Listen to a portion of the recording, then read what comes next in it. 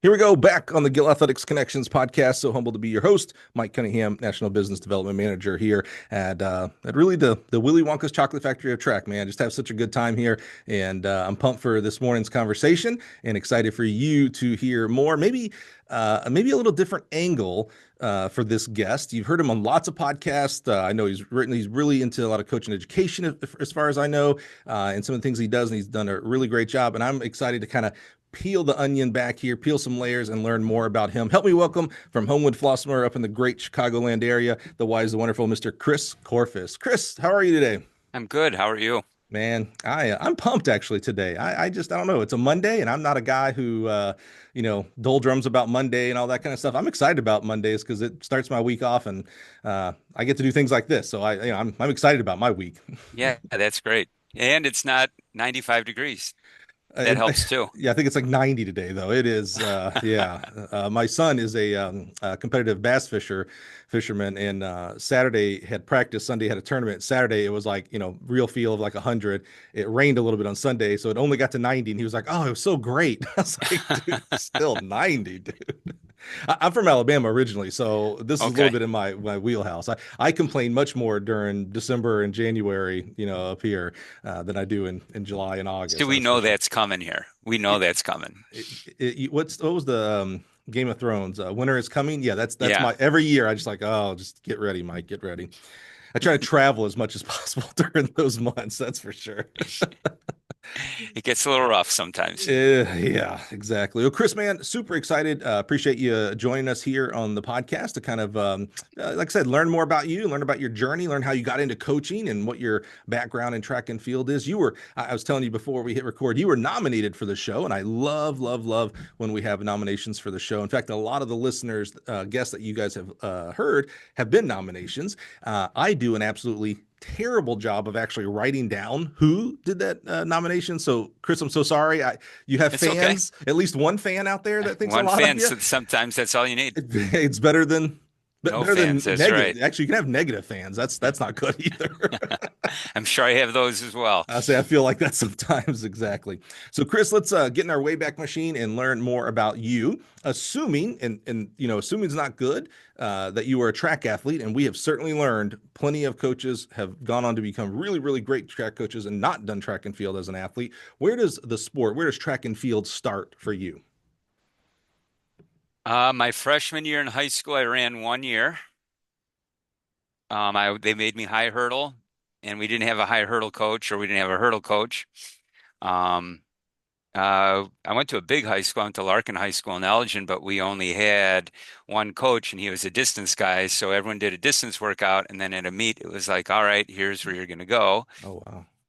And after 1 year, I had enough, and I thought that was the end of my track and field, journey. And then I didn't start doing track again until my third year teaching at Hinsdale Central High School. Oh, okay, hold on. So there's a big leap there. Let's pause there. Very similar to you in regards to how I hurdled, but no practice. No, it was literally show up at the meets and good luck. Uh, what did you do? I can see how that'd be frustrating, right? I mean, that's just Yeah, I pulled a table lot of stakes. cinders out of my knees and elbows and hands. Yeah, exactly, exactly. What did you do for the rest of high school? Did you do any other sports or? I played football, and then I played football at Northern Illinois, and then I was a strength GA at Northern Illinois. And then I went into high school education, and I was a social studies teacher. And I Okay, say was because I retired this year. nice. Congratulations. Yeah. And I was football. I was all into strength and conditioning football. Uh, that was my thing. And the athletic director and head football coach at Hinsdale Central at the time was Ken Schreiner. And we were trying to turn the program around. And he said, we want to be like Wheaton Warrenville South. All their football players run track. In the springtime, you're coaching track. You're the sprint Wow. coach. And I'm like, all right. So there it was. All right, so pause there. Let's learn about where coaching was for you. So you played football through high school. As you're going through high school and you're getting coached, you got coaches, different position coaches and your head coach, things like that. Maybe a strength and conditioning coach was as you look to go to Northern Illinois, go Huskies. Uh, Was coaching in your mind at all? No, I was supposed to go to law school, and I wanted to be FBI or you know ATF, something like that, Yeah. and criminal justice of some kind with a law degree, Yeah. and that didn't work out. Why? You said you were supposed to be. Was it family members or just that Oh was a no, that's what passion? my grandpa was a judge, my dad was a lawyer, and it was just kind of Yeah, yeah. what the path that you took. Hmm. And when I graduated from college, I didn't want to be a lawyer anymore. Do you get like a history major? That's what a lot Yeah, I'm of, a history yep. major. Yeah. Yeah. See, a lot of CIA, FBI, that's a lot of history major type stuff. Um, and it was a weird time with the government in 1989. Mm, Uh, they weren't really hiring a lot of people. mm. So it kind of looked like it was going to be a fast track to a dead end. So I graduated from college, wasn't sure what I did. I decided I'll just go into education. Teaching sounds like fun, instead of, as my dad said, because my dad kind of said, do you really want to be a lawyer? You're going to spend all of your time solving dealing with people's problems. Why don't you go into education where you can teach someone and try to prevent problems down the road? And I thought, yeah, it's kind of a interesting way of looking at it. Yeah. Were there any teachers or anything in your family? My mom's a teacher. Yeah. Okay. So there's some understanding of what the profession is. Yeah. Hmm. Um, so I went to Hinsdale Central and uh, learned a lot as a GA, how to coach. Hmm. Um, this is, again, it's 1990 now. And so there's not 20 people on staff. It was Jim Zielinski, who's still at University of Illinois, me and another guy. And we did football and every other sport. And you had different parts of your day that you would go. I didn't know much. Right. I think as a young coach, you take up what you don't know with passion and emotion and excitement and be pumped and do all the yelling and screaming and all that. And I think as you age, you realize, you can't be pumped and scream all the time because then Right. guys never know when they've actually done a good job. You've got to be very selective when you give that kind of excitement and praise. Yeah. Otherwise, they expect it every time. Um, and so you just kind of learn from there. Uh, That I love the little thing that you just added to something that I think a lot about when we first get into coaching. We typically fall back to how we were coached. that's right. We don't know anything else. But I love the little caveat you just put in there. So there's still a big chasm. So we're young and we're excited. Hopefully we're excited, right? And so what do we fill it in? We fill it in with passion, and passion's great, but we need bridled passion, not unbridled passion. So Yeah. yeah, that's really interesting. That's a neat little I guess you addition call to. it wisdom. Oof, really? At that point? Well, that's what you gain where you can eliminate Yeah, all the screaming and yelling and pump up and yeah, jumping around and yeah, high yeah. fiving, chest bumping, all that stuff. So was that when you got the edict that you're going to become the track coach, and you probably maybe immediately thought like, oh, I ran track. Okay, I know something. I maybe know what not to do. Were you the rah rah pump yell every day? Well, yeah, because I was 24, and that's what you knew, and that's what kids responded to, and we sucked at the beginning. I had no idea what I was doing. I've always been interested in speed. I've always messed with it. I've always wanted to be faster. As an athlete, you always want to get faster, and the stuff that I was doing was great, but I wasn't getting any faster. But I took what I knew and tried to apply it in high school, and then eventually we weren't getting any better. We weren't winning. We were getting our butt kicked and scoring no points at meets and things like that. So, I need to make a change. Something's not going on. Maybe squatting 500 pounds isn't the key to running 11 Right, flat 100-meter dash. right, right. So what'd you do? That's a great self-awareness. Well, this is again, computers don't exist then. There's Hmm. no such thing as the internet. Right. It's very rudimentary. You start writing letters to people. You read books and you write letters to people who wrote books and you ask, hey, can I come follow you? Can I take you out to lunch to learn something, to ask you some questions? So you desperate, you look for some kind of mentors, Hmm. but usually The people that you're asking are super busy, and maybe you'll get an hour of their time if you're lucky. Hmm. And so you just kind of start piecemealing things together and see what works and what doesn't work. And when something starts to work, you start to think that this is the holy grail of workouts and such. And then you have the odd kid or multiple odd kids where it doesn't fit anymore. And I think in track and field, you got to have six good sprinters if you want to win something. Hmm. One is great. You get that one kid every 10 years that runs 10.7, All right. and you hang your hat on that kid for 10 years until the next one comes along. And that wasn't good enough for me. I wanted that every year. And how can I replicate it? So I just started compiling stuff, talking to people, but mostly it was trial and error. Um, because again, I didn't have access to someone's email or Right. YouTube or Right. TikTok or all the other things where I can get one workout idea. Yeah. You had to think. You Yeah. actually had to think about what you're doing and question what are we doing, and not hang your hat on any one exercise or one Right. program. Um, you just create a palette of things and you try to learn how to apply the appropriate things for the different athlete and see what goes. You know, I love how it's so easy to get caught up in today, 2025, and I can literally pick up my phone and almost get in touch with anyone. Almost, it'd be very hard for me not to find someone that I couldn't in our world, specifically track and field, could not somehow make a connection and typically get a response. To be Yeah. real frank, right? Back in 90s and such, you're right. There, not even YouTube. There wasn't even a place.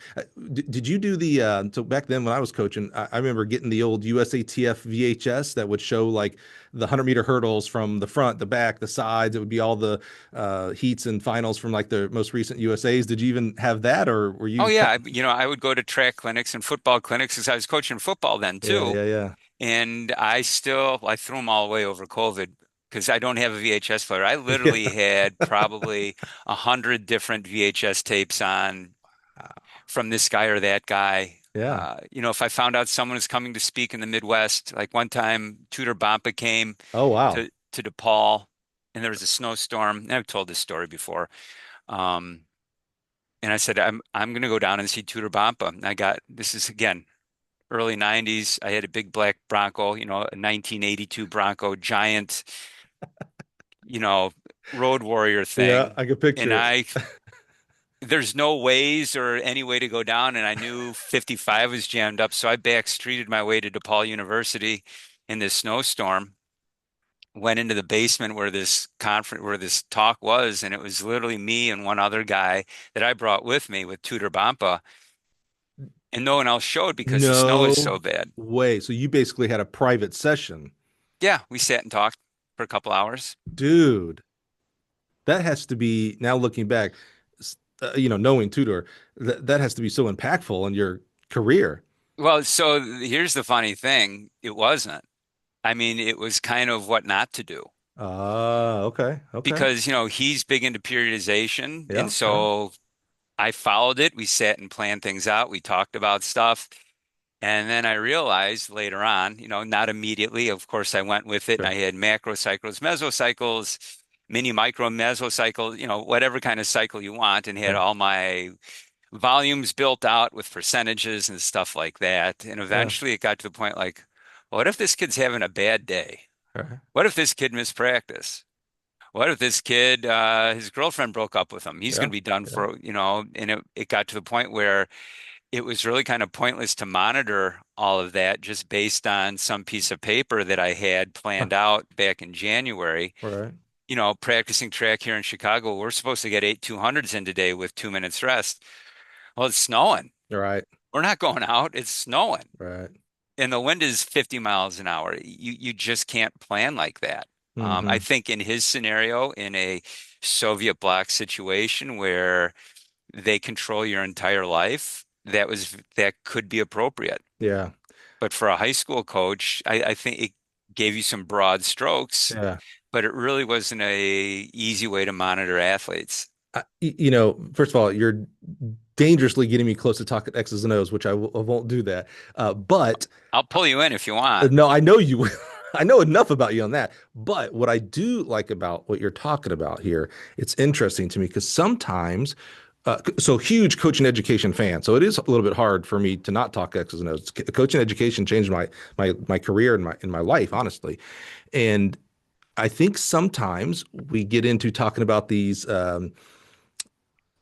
in the box perfect situations, kind of what you're describing at Two Doors. Like, oh yeah, if I own your life, if I'm training you and I have the perfect facilities, indoor and outdoor, perfect weather, I get to prescribe everything, maybe that would work. But there is real life, and what is in Chicago for track training is different than what is in Miami. High school is different than what collegiate, and middle school Yeah. is different than pros. And so, because it was interesting, I did a little experiment this weekend.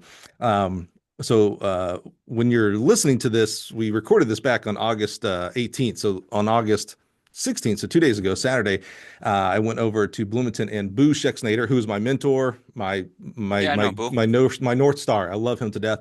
And Vince Anderson spoke. I know Vince. And I love Vince as well. I don't mean to not say I don't love Vince because I talk so They're highly of both Boo. great. Great, yeah. And so Vince had a slide about volumes and such for 400, and I was like, I just wonder what the no context. That was actually terrible for me. I gave no context. I just posted the slide on Twitter and was like, hey, so what do you agree or disagree? Whoo, boy, 39,000 views later. There was, the whole spectrum, from one person, which I just dislike these type of comments. Hey, if you know who said that, Vince Anderson, you won't have to ask anything. You just know to do it. I'm like, well, that's terrible. And I don't even think a Vince would agree to that either. Right. Just because someone's name and pass, you don't question anything. All the way to, of course, the conversations of volumes and speeds and things like that. But context, I think, is the key word here of what you're talking about. Because I think a lot of Tudor and what he talked about with periodization, but I also have coached Chicago track and field high school. And I also know that, I rarely was outdoors January. In fact, I've never was Yeah. outdoors January, February, et cetera. So no, I get that. So I think we've come to a point because we live in a society of fear that you have coaches that need something or they can justify what they're doing based on a angry parent phone call. And we've become more followers of one cool exercise that, we'll throw in there for some spice, but we're exercise instructors, and monitors and organizers, where we've got a whole team, we've got 40 kids that we've got to put through a workout. And when you do that, whenever you paint by numbers, and I use that term loosely, we lose the art of coaching. yeah. And so really what we need to do is really focus more on not what everyone else is doing, but take your palette and apply it to what your situation is with your athletes, because they're all different than my athletes. Mm-hmm, mm-hmm. Um, and take chances and see what happens Yeah. instead of being, I'm this guy, I'm that guy. Yeah. And we're losing that in social. And that's why I have a lot of followers on social media, but I rarely post, although my retirement goal is to start posting again. Don't worry, I was going to bring that up as a big social media guy, and I heard you on JT Ayers' podcast, the On Track and Field podcast, which you got to go check out. It's a great podcast. JT does a great job. On Track It and is. Field He's is a a great great company. guy. You put it out there that one of your goals was to increase your social media postings, and so we're going to hold you I, to it. I, you're going to take the most complex thing a human being does, which is sprinting from a Hmm. neurologic standpoint. Hmm. Everything is throttled down, everything's amped up, and we're going to reduce it down to one exercise with one guy doing Hmm. something. And Hmm. that might be applicable for one person, and it's probably not applicable for the person that's actually doing the exercise, Hmm. and try to apply that to people who really don't need that. Yeah. So I don't know what I'm going to do. My son, who's awesome at social media, I think he's got a couple 100,000 followers. Nice. Dad, I'll do your videos for you. And it's like,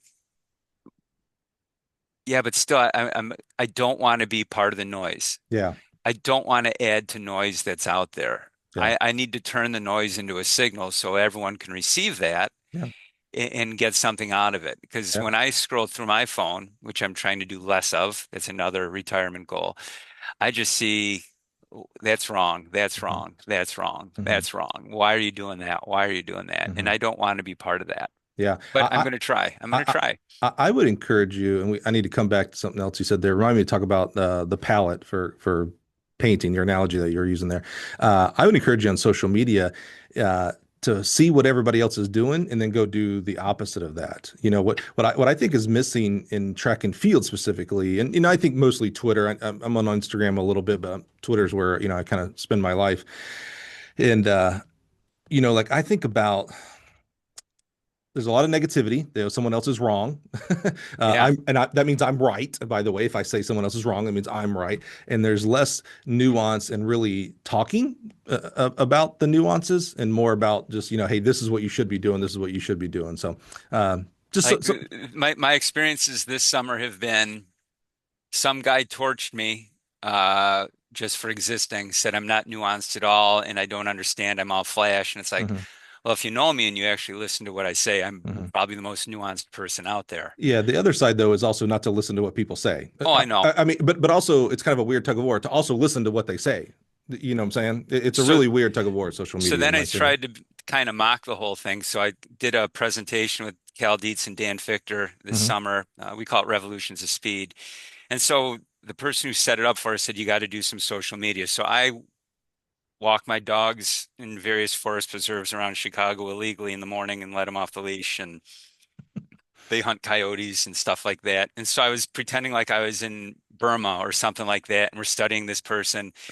And some people took that seriously, like, are you really in Burma? No, look, I got the same clothes on in every different place I'm at.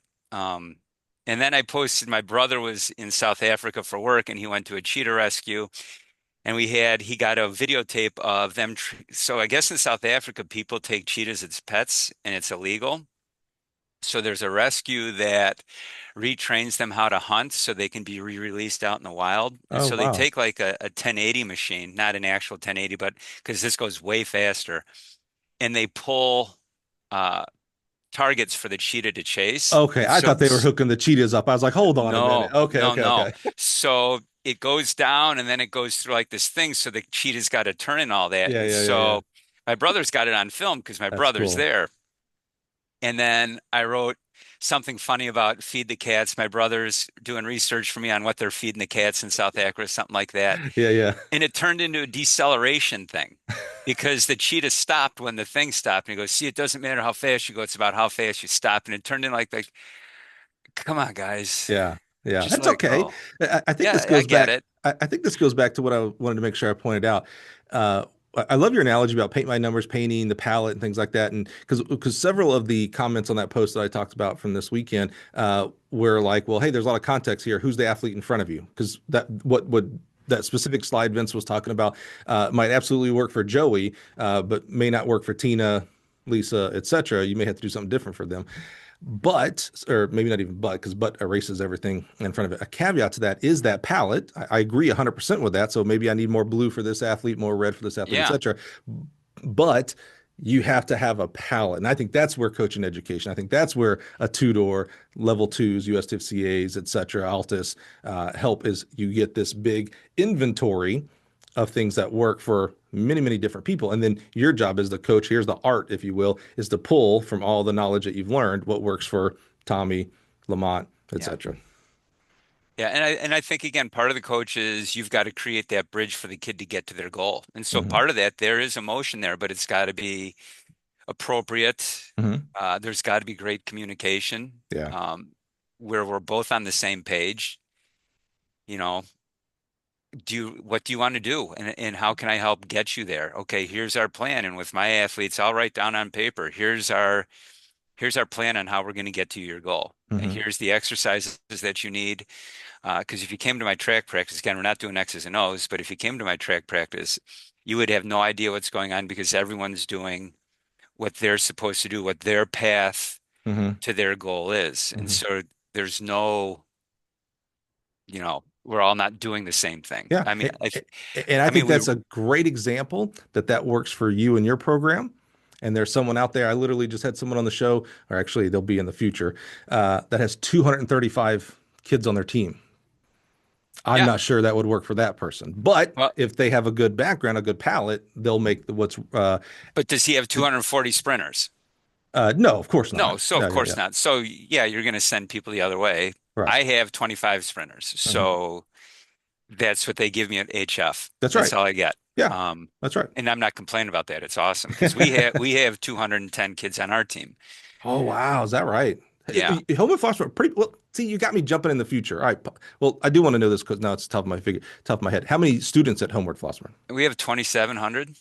We're a 3A school. Wow, that's a good school. So almost 10% of the entire student body is on the track and field team. Yes, for boys and girls. That's cool. I love that. That's really cool. All right. We are a track school. Yeah, I love that. Keep that up. All right, pause. Go back to your originating. You're going to become the track coach. You are the track coach. You're doing things. It's not working.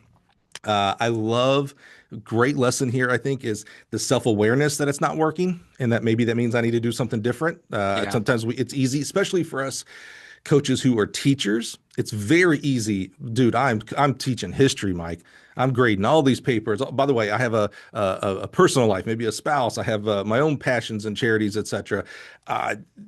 Easy button. I'm going to keep doing this. I'm not going to go out and explore more. I have a lot of empathy for guys and gals like that, especially our high school teachers slash coaches. So I Yeah. have a lot of empathy for that. But you do have that self awareness of like, oh, okay, we got to do something different. Now you mentioned reaching out, and this is pre-internet, pre-cell phone, pre-social media. It feels like basically the dinosaur days now today.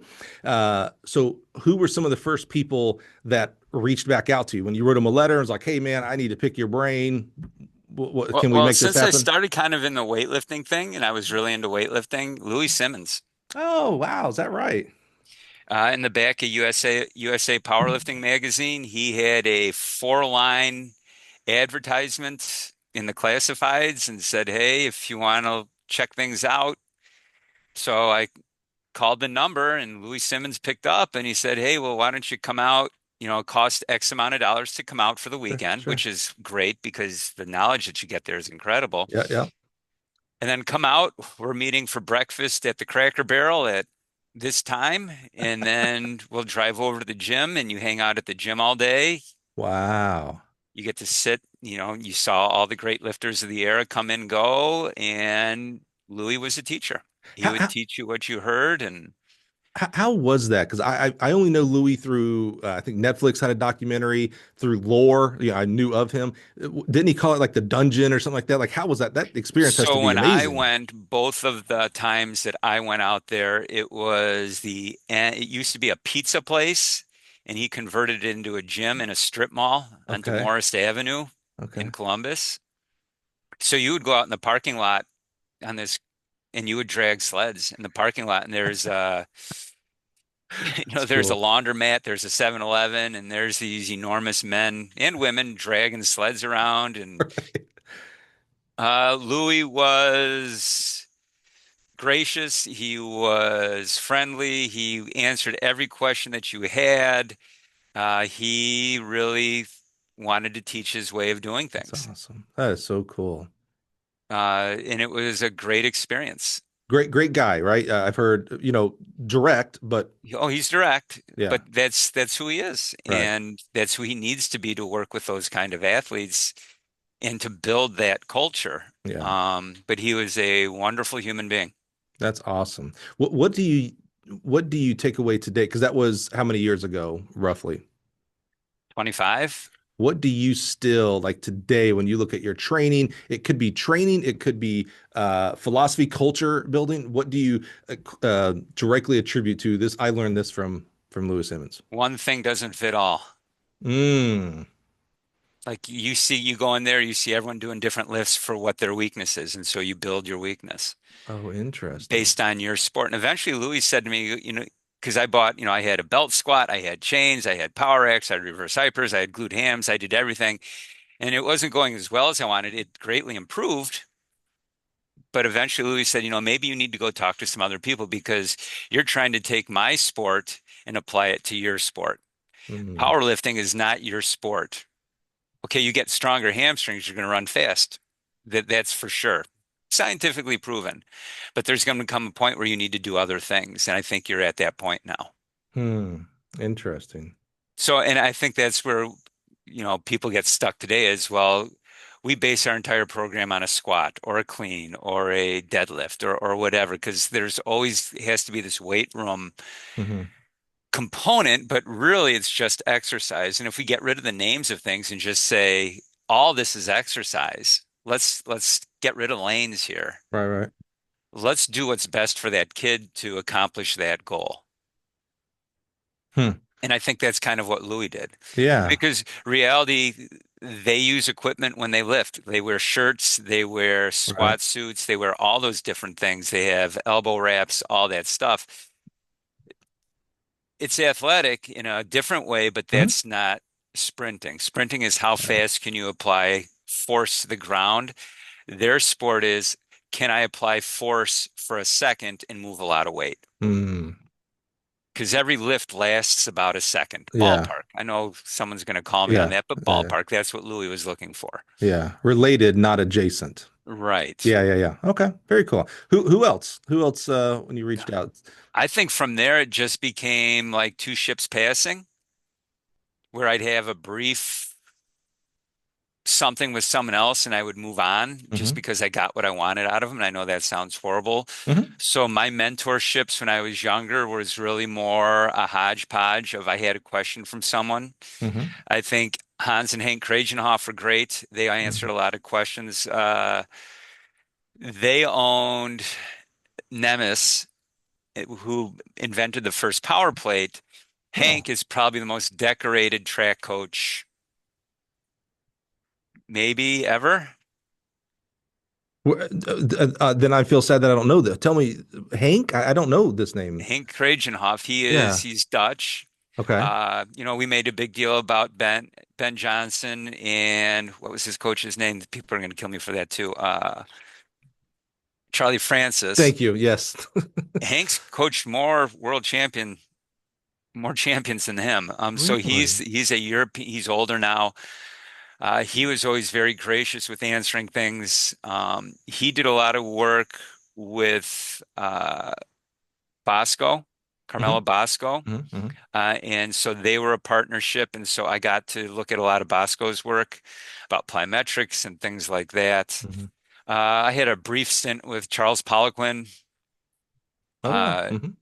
so early on, it was a lot of the strength people. Hmm. I've never had a real track mentor. Hmm. It's all been trial and error. So how did you, as you're learning from Louis and Hank and Bosco, how do you like sometimes I'm concerned about when someone goes to their first like big coaching education, they come in and completely 180 their program the next year. And I'm not sure that that's the proper way to do it. Maybe that's how you did it. How did you start?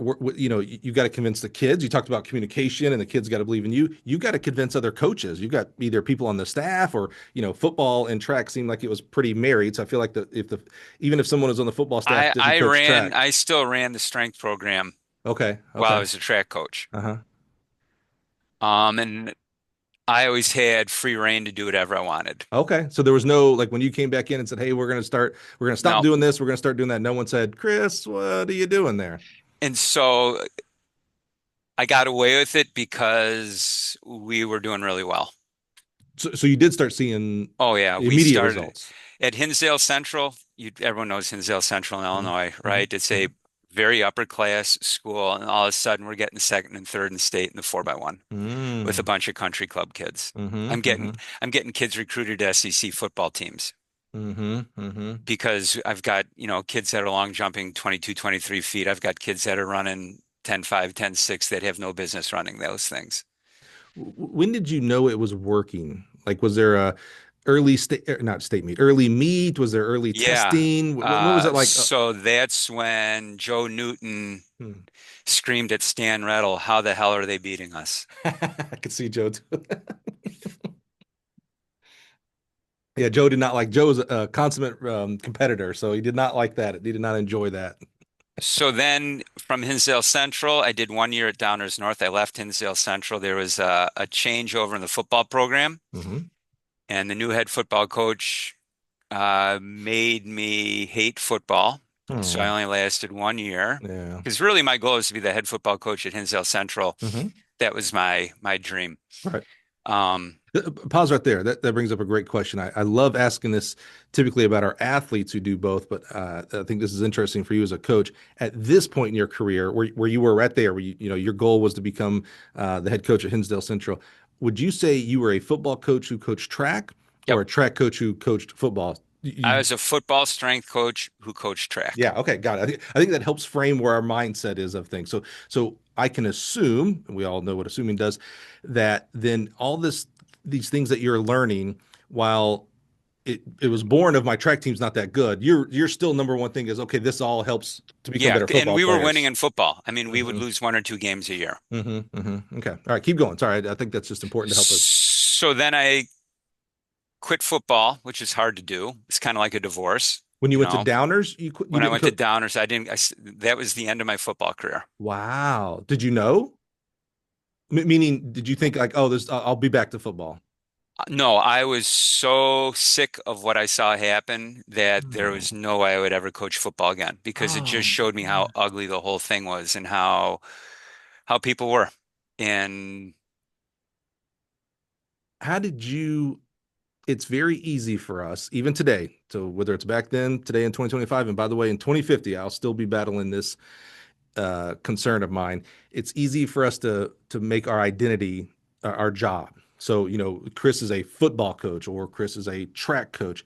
How did you adjust? How did you handle?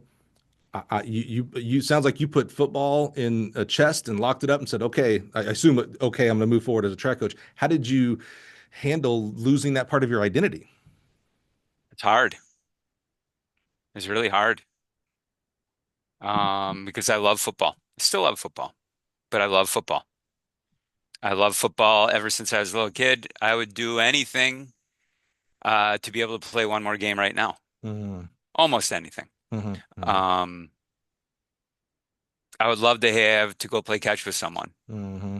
You know, I still miss it greatly, but that's gone. Yeah, And I think part of wisdom is you let things go yeah, as you get older, and the older you get, the more you lose.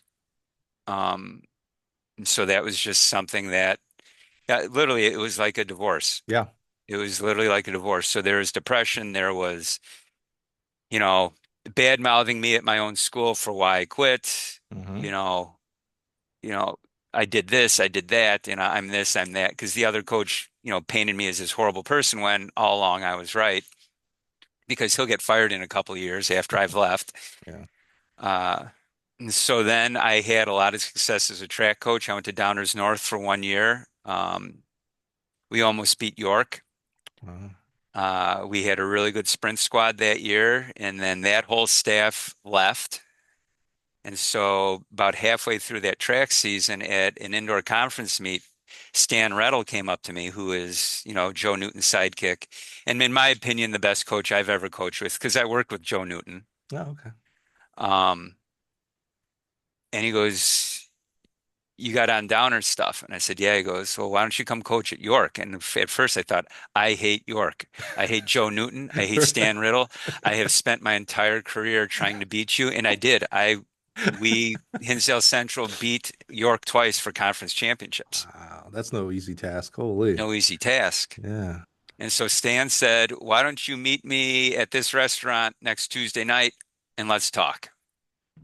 And I said, "Okay, I'll hear you out." And so we met at a restaurant and I ordered meatloaf because it looked good and it was.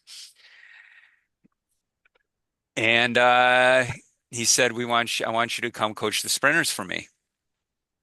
And I had to get over the fact that I'm eating dinner with Stan Riddle, who Right. turns out if I had to pick a mentor, it would be Stan Riddle. And it's not for X's and O's. Right. Stan Riddle is Obi-Wan Kenobi. He could do Jedi mind tricks on people and someone to believe anything. And so could Joe Newton, but Stan was much more subtle. Yeah. Between the two of them, they were incredible, I mean, incredible mentors. I mean, he got you from my words, hell no, I'm not working for your, what are you talking about? To let's have meatloaf. Let's talk about this. Yeah. So the next year I was at York Wow. and What year is this? five, Oh, oh 05? oh five. Okay, got it. Yep. Okay, keep going. So Stan said, "You do whatever you need to do with the sprinters. I'm not going to," because Stan was the sprint coach. Mm. And he goes, "You do what you need to do. I'm not going to question you on anything." Wow. just go. And I had a state champion that year in the 400-meter dash. We placed in all the sprint relays and we got third. And for my next 10 years at York, we won a trophy 8 of the 10 years. That says a lot about Stan and his ego. Ego's not bad. Bad ego is bad. He was Well, able, did Obi-Wan have an ego? yeah, he had an ego. Absolutely. It's what made him want to. I cannot believe I'm going to talk Jedi with you. That's what helped make him want to become a better Jedi and help other Jedis. Bad ego is bad. I disagree with you on that. Bad ego is what took Luke. I cannot believe I'm having a Star Wars conversation. Did not see that one coming, Chris. I Uh, disagree with you. I think Obi-Wan knew that ego would destroy you as it did Anakin, yeah, bad ego did. I agree. and he just followed his way. Yeah, And he knew he had to do whatever he had to sacrifice whatever he needed to get where he needed to go. And I think that's what Stan did is he gave up his ego. yeah, I'm not saying I was a better coach. I just because he won some stuff too. He still holds class single A records with his Walter Lutheran teams, and he won right, state championships there. right. It's just I had at Walther Lutheran, those were kids that came to run track. I had, a bunch of hodgepodge from York, which were Hmm. great. I mean, it's a phenomenal program. To work with both of those coaches was an incredible experience. And Joe Newton didn't like me to begin with either because I was not a huge volume guy. I Mm, didn't beat the crap out of my kids. I hmm, didn't run them hmm, into the ground. hmm, hmm. But eventually I knew I was in. This is probably too much information. So I'm down at the state track meet in York. You would bring so many people that we would have a whole floor down there. Right, right. And someone said, Coach Newton wants to see you because there's protocol with Joe Newton, Okay. right? I mean, there's the kissing of the ring. There's because he's Joe Newton, right? Sure, sure. And so I go into his room and he's sitting there in a bath towel, and we start having a talk.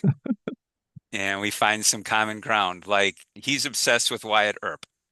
He's obsessed with Westerns. That was his thing. He loved reading about Western history, all that. That was his thing. Okay. And I said, "You really love Wyatt Earp?" And he goes, "That I think that's the greatest figure from the West." And I said, "I got a strange story for you. My great uncle was partners with Wyatt Earp. They owned a silver mine together No in way. California, and my dad has the deed that's got both their signatures on it for the silver mine." Wow. And if you don't believe me, you can go ahead and Google the Korfist mine out in California. It still exists. He had to have liked that. Like he had to be, I mean, you have family ties to his guy Yeah. So after that, Joe Newton was probably my second biggest supporter. Stan would be the first. because of something your great uncle did. Well, that and I helped him win trophies Right, because right, we were right. scoring points in Oh yeah, that sprints. too. We won a couple state championships. I mean, we were in the hunt every year. Yeah, yeah. Oh yeah. Yeah, yeah, yeah. And the year that we didn't, the wheels literally came off every which way you possibly could, which made me a much better coach because I thought, holy shit, I'm here to win trophies, and the wheels came off of my bus for this team. Mm, What have I got to do different? Maybe it was me. Maybe it wasn't the kids. Maybe I did some things wrong. hmm. And there was always pressure. I mean, I knew why I was there. Eventually, Stan and I are still very close friends. And I would say Joe Newton was my friend. And there were other great coaches there. It was a great staff. Yeah. Um, but I knew I was there. I traveled from Hinsdale Central to York every day to go to practice. Wow. And I live on the other side of Hinsdale Central from York, so it was a long commute home every day. But I knew I was there, and then I got better. And we went back and we won a state trophy the next year. Were you teaching at Hinsdale Central still, I've or? always been teaching at Hinsdale Central, so I have coached at four other high schools Wow. while teaching at Hinsdale Central. Is that right? Yeah, Is that, I am that guy. yeah, yeah. Is that awkward at all?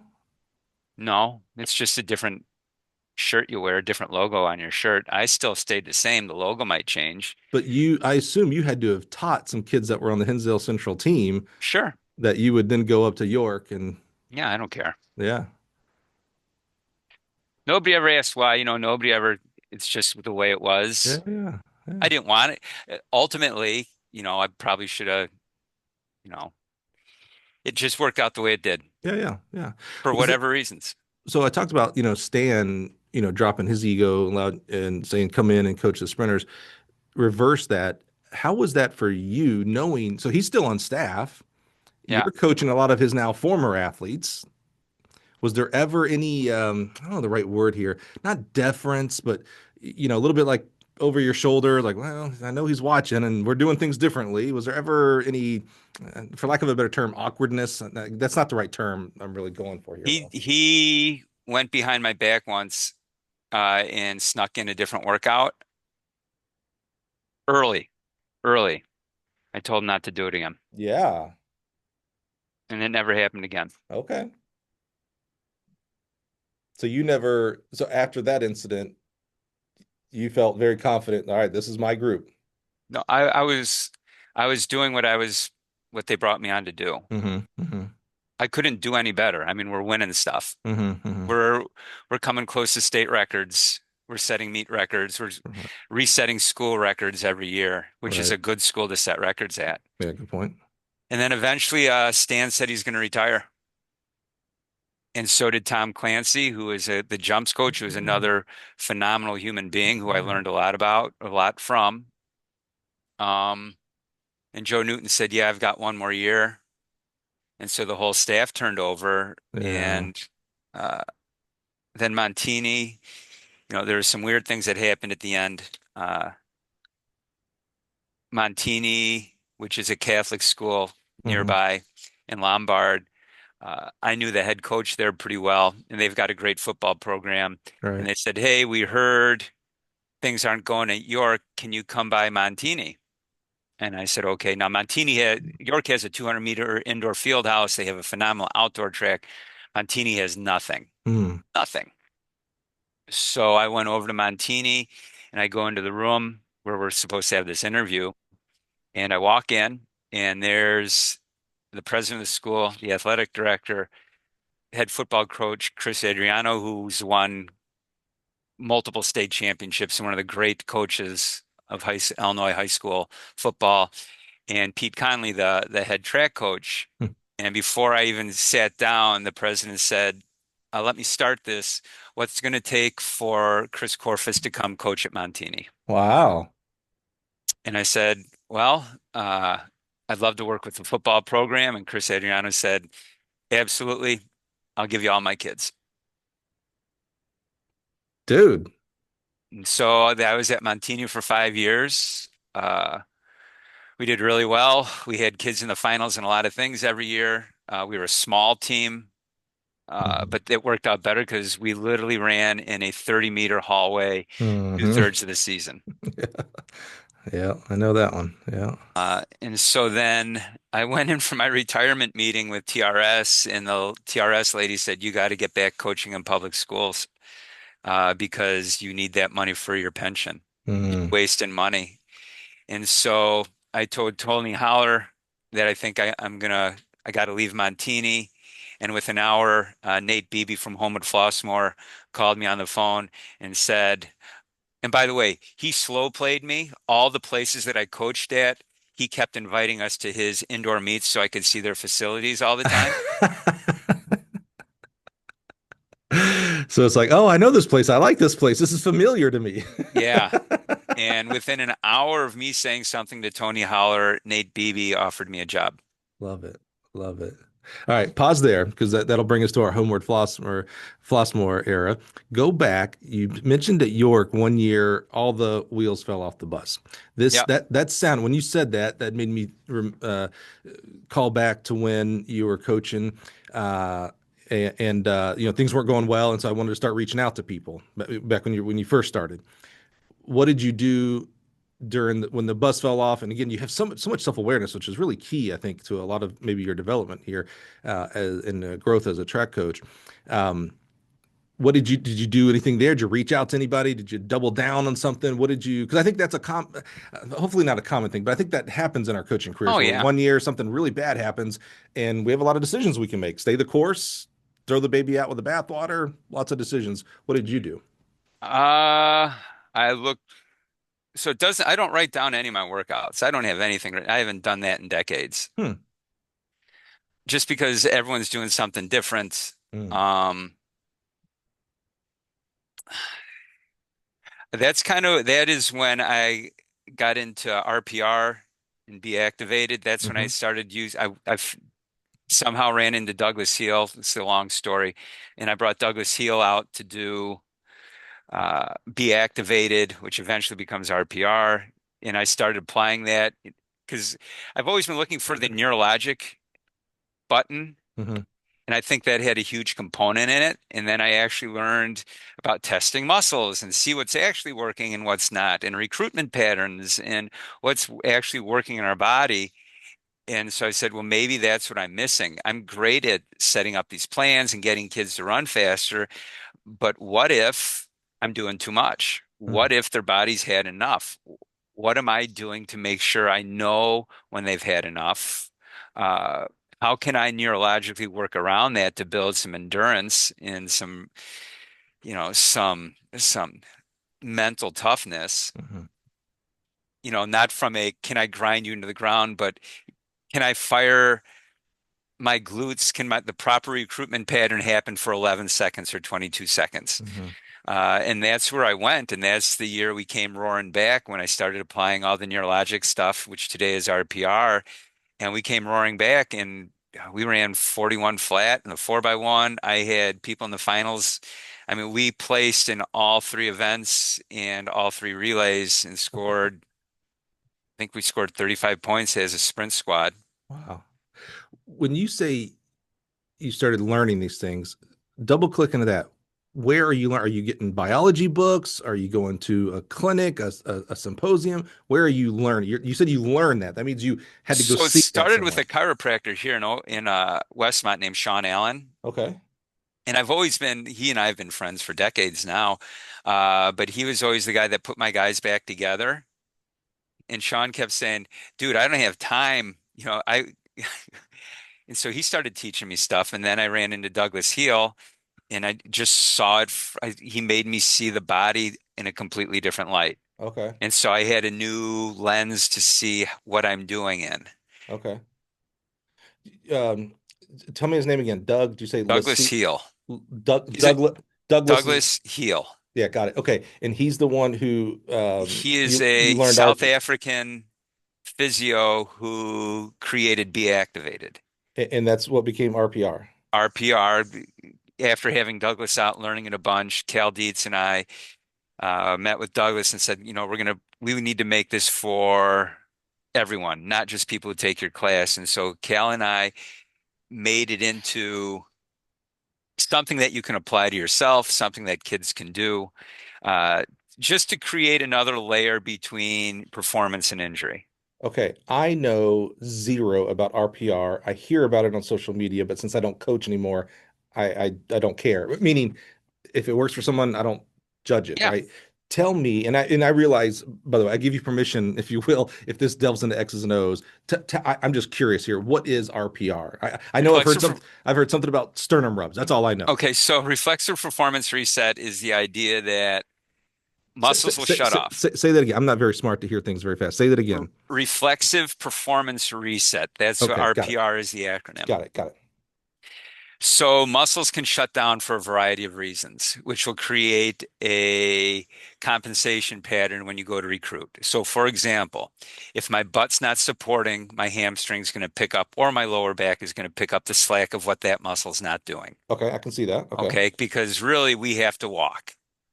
And there's 87 different recruitment patterns that you can use to go forward, Okay. which is why you see so many different forms when you go to a track meet and you get past the first heat or the fast heat. You get to heat 22 of the 200. You watch all eight kids. Everyone's different because they're all using different recruitment patterns to get to the finish line. Got it. Okay. So Douglas came up with a way that we can get those muscles back online.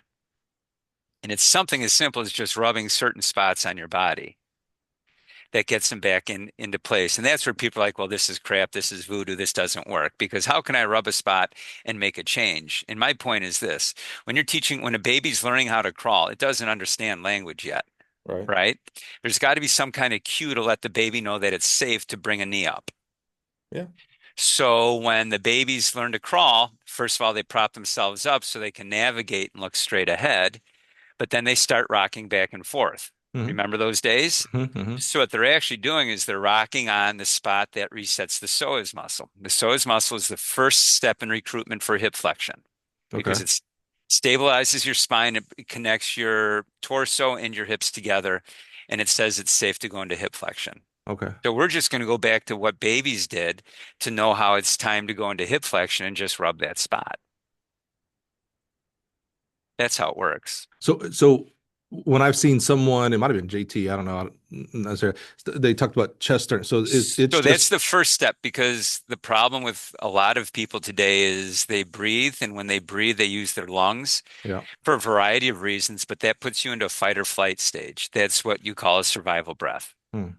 To get into a performance breath, you need to breathe through your stomach, which actually sets you into a relaxation phase. And again, Right. we have all kinds different things to, prove these different things, tests and stuff like that. Hmm. Um, so we want to get you into a performance state where you can actually react instead of do things out of fear or do things out of fight or all the different things that can instantly put you into a poor recruitment pattern. Right, right, right. So just breathing can help reset you.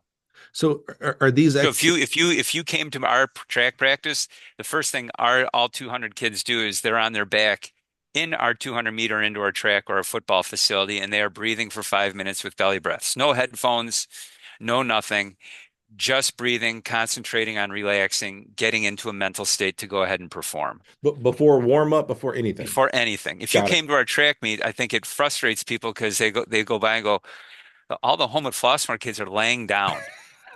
They're taking a Nobody's nap. warming up. What are they doing? And they're all breathing. Yeah, yeah, yeah. Um, 5 minutes. in practice 5 minutes because we figure the rest of the day they are under stress, whether they're looking at their phone, trying to get somewhere, someone's telling them they suck, someone tells them, all the different things that they High go through. school. Yep. Hmm. I Hmm. need 5 minutes of time, whether it's self-reflection, but your belly breathing, just to reset your body so we can have a good practice. How do you get, speaking of high schoolers, again, I have a lot of grace for 14 to 18-year-olds, man. I mean, I remember when I was 14, 18, and we like to, getting close to 50 now, we like to think, oh, these young kids, they don't understand. But it's like, well, you didn't understand either. I didn't understand either when I was a 14, 18-year-old kid. Things that I thought were important back then certainly are not important now, and vice versa. Things that I don't think were important, they were important. What girl I talked to, what I made in history class, etc. How do you, because this is, uh, pretty different. I don't hear of RPR on every tweet. No, How do you get we're horrible marketers. a freshman? That's funny. How do you get a freshman that joins your team and you first day of practice, you're like, all right, I'm gonna teach you this. We're gonna do belly breaths. We're gonna lay it. And I just have to imagine they're giggling. They're looking around like, is this some kind of camera joke? Like, what are we doing here? So when you have a returning all-state kid who's leading it and they call you out on it and they tell you if you can't do this, then this isn't the place for you, you fall in the line. I Yeah, yeah. think at Homewood-Flossmoor and at York, I think what makes both those programs special is our older kids become coaches. Ah, yeah, yeah. I have last year I had three kids that they could coach for me. They know me so well. One kid was hurt, who was a returning all-state kid. He'd come to track meets. He'd have his book bag. He'd have everything that I would normally do, and he would do it all because he knew the program. A Joaquin Jordan, a multiple time All-State kid. He is an expert at block starts. And so he'll help kids with block starts. So we have turned some of the leadership over to the kids. Same thing happened at York. All the discipline was from the older kids. Mm-hmm, I've never mm-hmm, had to say anything because all the kids have bought in. mm-hmm. They know we have a great relationship and they want their team to be the best. And so they kind of take that over. You know this better than I do as a teacher. Kids learn different ways. Some need to see it, some need to hear it, some need to touch it. I think sometimes, and specifically here in track and field, we forget that a way to learn is also to teach it. Yes. It helps reinforce some of the things that you think you know and you do know by actually helping somebody else. That's a great example of leadership. You disguise, I say disguise it. You call it leadership, but it's teaching. They are teaching the younger ones. Yes. And part of being a leader is teaching. I That's mean, right. That's that's right. one thing that we always forget is you're trying to bring someone along that wasn't there, and that's what leadership is. And I That's right. think our older kids understand that, and they all have different roles. Like we have one kid that's the cheerleader, and he knows that's his role. That's kind of what he fits into. So Mm-hmm. it's kind of how our team grows. Mm-hmm. And I'm not saying it's perfect every year. 2 years ago at HF, we didn't have a good year. Our leaders took us bad. And that was partly the coach's fault for Mm-hmm. allowing it to go so far. Right. Um, but yeah, when you have the kids coaching and teaching, I think it goes a long way because they know because someone did a good job coaching them or teaching them. Right. I at Homewood-Flossmoor probably our undoing is the phone because everyone's filming everything. Everyone wants every block start filmed and critiqued Right. and all that. Well, some of my older kids have had it done so many times they know what to look for. I got kids that run the 1080 machine. Mm-hmm. They know it better than most coaches that own 1080s. Mm-hmm. Mm-hmm. They understand the programming, they understand the force velocity curves and things like that because they want to learn and they learned and Right. they can apply it. Like, coach, put that at 13 for me. My curve was off last time. Yeah, all right, put it at 13. Yeah. So is RPR all before a practice or a competition? You can do it anytime. That's the beauty of it. Okay. But we do it before practice. So after we're done breathing, we do at HF they call them the spots. We're going to do our spots, and so it's the So spots that you rub. yeah, okay, okay. The official term is wake up drill because you're waking up a muscle, Yeah, yeah, yeah. but every school calls it different things. Someone is listening right now, and maybe you said you're terrible marketers. I love that. And We are. We're horrible. they want to learn more about that. Where would they go to learn more about this? Reflexiveperformance.net. Okay. There's all kinds of YouTube. Some guy with Cal Dietz is my partner in RPR. He's the strength coach for University of Minnesota hockey, and he's an Hmm. Olympic Oh, he's strength coach famous. for hockey. Yeah. Yeah. He went to some guy's gym and they videotape it. So it's for free on YouTube. And any day now, and I've been saying this for 2 years, we have an app that will be out that shows you how to do it for free. Any day now. Any day now. For now, let's go to say it again. Reflexive.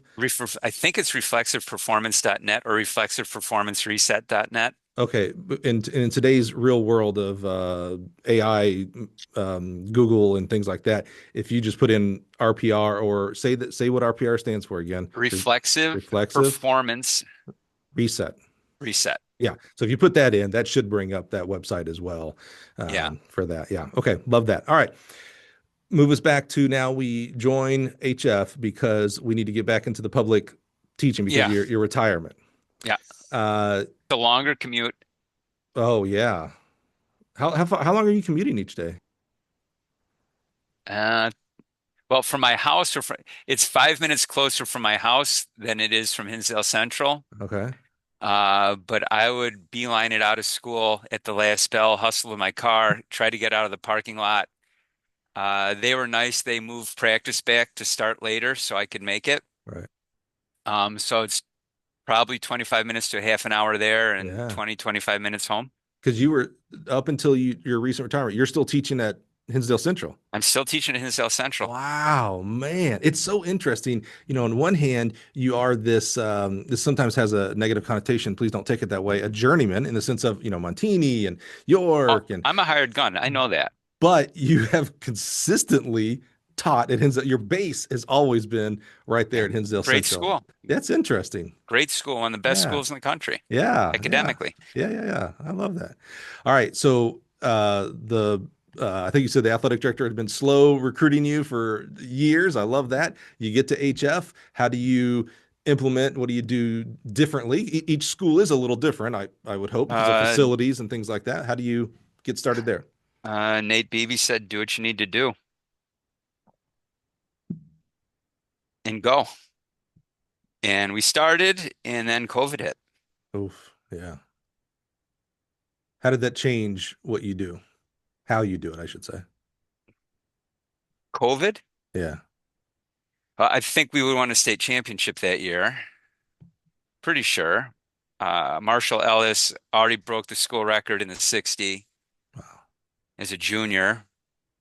And then I'll never forget, we got told uh, this meet got canceled, and Nate Beebe said, I think I can get us up into a meet at Rockland High in Onega because we only thought it would be a couple weeks. Yep.